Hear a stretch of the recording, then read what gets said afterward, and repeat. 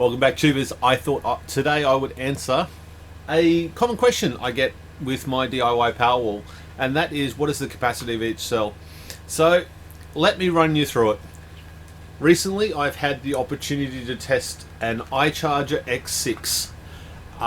It is a product for a review, and I have had it for quite some time now, well over a month, and I have been testing it relentlessly over and over and over again because I want to actually do something that has value to the community.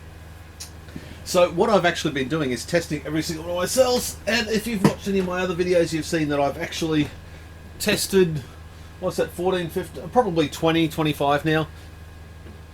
And that one particularly is 161 amp hours, and it was tested on the 31st of October. So moving forward, what I'm going to try and do is actually test every single one of my packs for the actual capacity at the current time. And then later on down the track, if I have a problem, I can retest the entire pack rather than having to strip it down and do individual cells. So it's quite easy to do with the iMax. Let me run through that now quickly. It's just a matter of connecting negative and positive as you do, and the power cable to plug it in. Plug it in. If you click the button there, you can actually select different presets based on what you're charging or discharging to. I've basically got mine set up as standard for now.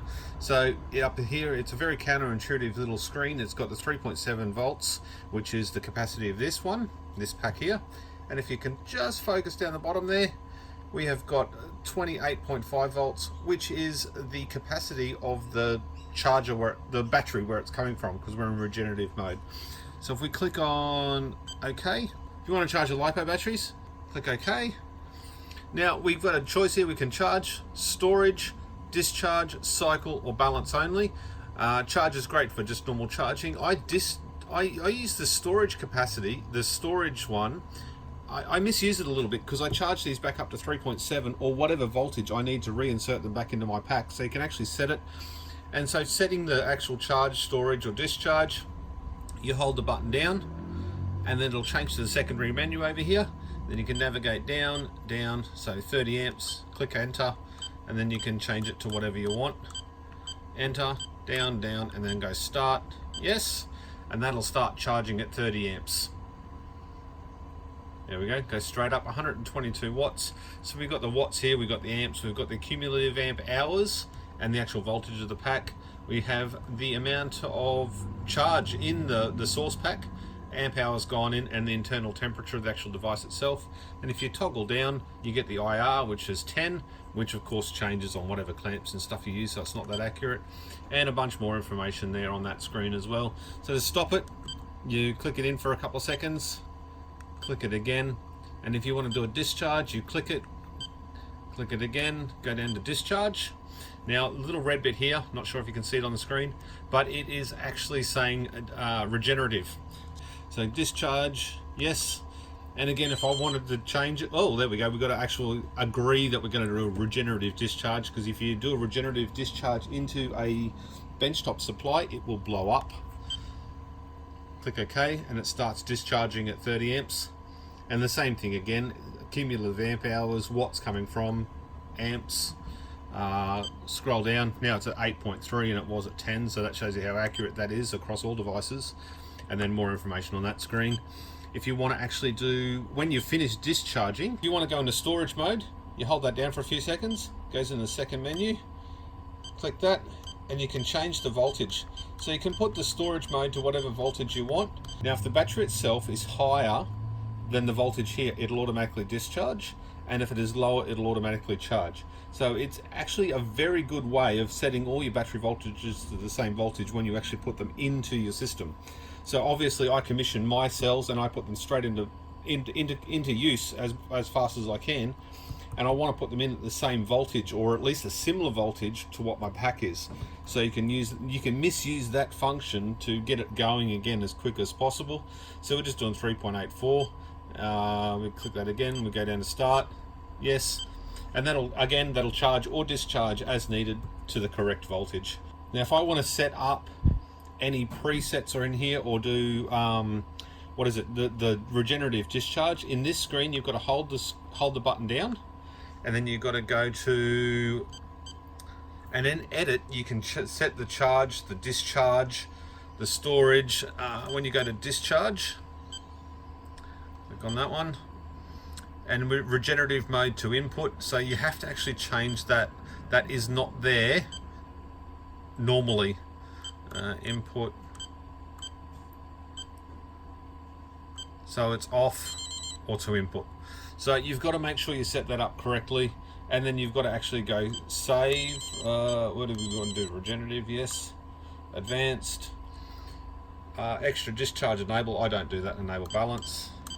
But like I said, it is a very intuitive menu structure. Everything just works with up, down, or click. Go to save. Done. Now we've tested the cell, we've seen how easy it is to actually do. We are going to have a look at some of the results that we got here. We got 157, 162, 165, 177. That's my highest for my 80 cell. 165, 161. We got up here. 175, 169, 166, 160, 160, 156, and 164. So I think 156 is my lowest up there for the 60 cell packs. And these are the 157 cell packs. So 366, 354, 352, 342, which is my lowest there. 353, 355, and 354. So at 342, which is 342, so that's my lowest pack there for the bigger ones. And you can see how much bigger they are if you haven't seen before. They're double the size. That gives me 2.17 milliamp hours per cell average for those 157. And 366, which is the highest, which was this one here, gives me an average cell capacity of 2.33. And on the 80 cell packs, the 156 milliamp hours is 195, which is the lowest, and 177, which is 2.21. Now I don't really know whether I'm pissed off with myself or surprised at realizing the difference from what my Opus said and my maths said. And I always claimed that my cell capacity was about 2.4, because I go from about 2.2 or 2,200 milliamp hours all the way up to 3,000 milliamp hours in every other cell. I don't use the repacker. I should use the repacker. Link for the repacker below. And that would build much better balanced packs, but I try and just pick and choose and just build them based on, you know, getting it done quickly. So there we go, tubers. It's not as high as I would have thought, but if you want to actually start building your packs a little bit better, I have absolutely no problem recommending this little iCharger X6. It is a tough little unit and it has done its job. Now, even though I've only actually done these ones here and a couple down there in the battery shed, I've tested 3 of these like 5 times in a row, test at charge and discharge at 30 amps. So I have put it through its paces as much as I can in the time that I've had.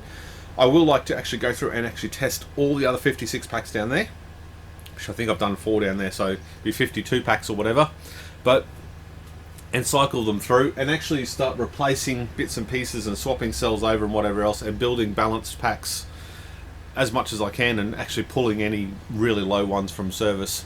But tubers, if you have any questions, feel free to do that thing below. Thank you very much for tuning in. If you got this far, smash that button that you like or hate it. I'll see you on the next one. Cheers.